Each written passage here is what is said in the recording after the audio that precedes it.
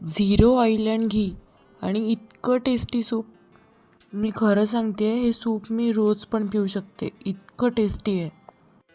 जर तुम्ही weight loss करत असाल तर रात्रीचं डिनर स्किप करून हे सूप जर ट्राय केलं तर वजन कमी व्हायला नक्की मदत होते. आणि हो, हे मटकी सूप बनवायला अगदी सोपं आहे. आपला मेन इन्ग्रेडियंट आहे मठ, जे की फायबर, कॅल्शियम, आयर्न आणि प्रोटीनचा उत्तम स्रोत आहे. आणि आपल्याला लागणार आहे कोथिंबीर, लसणाच्या पाकळ्या, एक मिरची, अद्रकचा तुकडा आणि कढीपत्ता.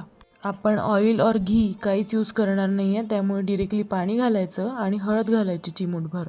जे 3-4 लसणाच्या पाकळ्या, अद्रकचा तुकडा, कढीपत्ता असं सगळं कढईमध्ये ॲड करायचं. मिरची, कोथिंबीर सगळं झाकण ठेवून शिजू द्यायचं, मठचे कव्हर असं निघून येईपर्यंत.